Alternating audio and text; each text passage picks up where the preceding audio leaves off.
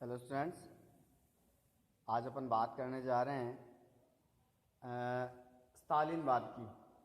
देखिए, स्टालिनवाद क्या है। सबसे पहले तो अपन इसके बारे में बात करें तो देखिए, लेनिन के बाद में जो रूस में जो नई शासन व्यवस्था आई उसमें स्टालिन जो है इसने नियंत्रण स्थापित किया।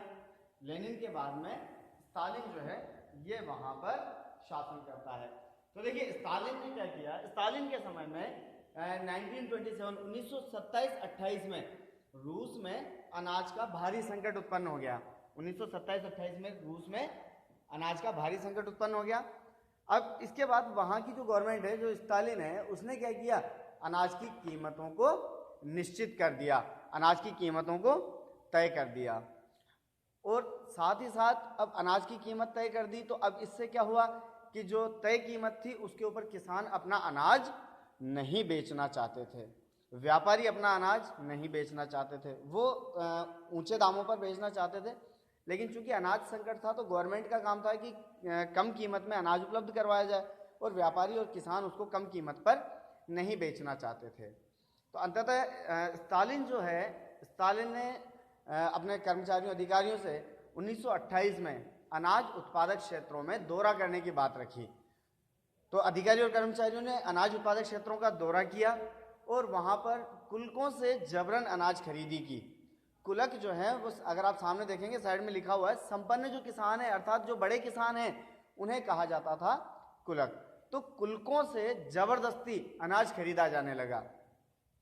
फिर व्यवस्था में बात आई कि खेतों का सामूहिकीकरण किया जाए, क्योंकि खेतों का आकार छोटा था तो वे छोटे छोटे खेतों को मिला करके बड़े जो है खेत तैयार किए जाएं। क्योंकि छोटे किसानों में देखो आधुनिक कृषि असंभव थी, आधुनिक मशीनों का उपयोग छोटे खेतों में नहीं किया जा सकता, ठीक है। तो इस वजह से बात रखी गई कि भाई खेतों का सामूहिकीकरण किया जाए, और 1928 के अंत तक आते आते खेतों का सामूहिकीकरण भी शुरू कर दिया गया। अब खेतों का सामूहिकीकरण किया गया, नीचे आप देखेंगे लिखा हुआ है कोल खोज की शुरुआत। तो कोल खोज किसे कहते हैं, अगर आप साइड में देखिए ऊपर लिखा हुआ दिख जाएगा आपको। सामूहिक जो खेत हैं अर्थात जो बड़े खेत जो हैं जिनका नियंत्रण सरकार के हाथ में आ चुका है उन्हें कहा जाता था कोल खोज। तो कोल खोजों की शुरुआत हुई और उससे जो प्रॉफिट मिलता था, जो मुनाफा मिलता था, जो लाभ मिलता था, वो किसानों में बांट दिया जाता था। लेकिन क्या इससे किसान खुश होंगे? नहीं। कुछ किसान ऐसे भी हैं जिनके पास जैसे जमीनें ज्यादा थी तो वो अपना कोल खोज में या सामूहिक खेत में क्यों अपनी जमीन देंगे, तो उन लोगों ने इसका विरोध भी किया। और विरोध स्वरूप जो है, जैसे विरोध के अंतर्गत उन्होंने अपने मवेशियों को खत्म करना शुरू कर दिया, मवेशियों की संख्या कम होती चली गई, अर्थव्यवस्था पर प्रभाव पड़ेगा। तो सामूहिकीकरण का विरोध भी कुछ लोगों ने किया, कुछ किसानों ने किया। तो सरकार ने निर्णय लिया कि भाई सामूहिकीकरण का जो लोग विरोध कर रहे हैं तो उन्हें स्वतंत्र कृषि की इजाजत दे दी जाए, अर्थात वो अपनी खेती खुद कर सकते हैं, लेकिन सीमित स्तर पर। सीमित स्तर का मतलब यह है कि भाई आपकी आवश्यकता की पूर्ति के हिसाब से आप अपना अनाज उत्पन्न कर सकते हैं। आप अपनी जमीन नहीं देना चाहते मत दीजिए, लेकिन आप अपना अनाज खुद उत्पादित कर सकते हैं, और जमीन आप इतनी ही रखें जितनी की आपको आवश्यकता है। तो एक सीमित स्तर पर स्वतंत्र कृषि की भी इजाजत दे दी गई। लेकिन अब इसमें क्या था, देखिए जब खेतों का सामूहिकीकरण किया जा रहा था तो बड़े सख्त और कड़े कदम उठाए जा रहे थे।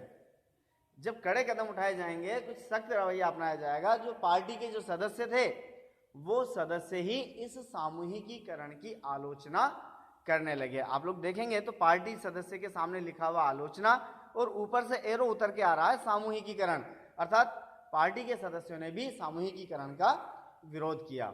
तो विरोध करने पर इन पार्टी के सदस्यों को जेल में डाल दिया गया, श्रम शिविरों में, अर्थात जहां पर परिश्रम करवाया जाना है या जहां पर जो मजदूर या जहां पर किसान लोग रहते हैं उन शिविरों में उन लोगों को भेज दिया गया।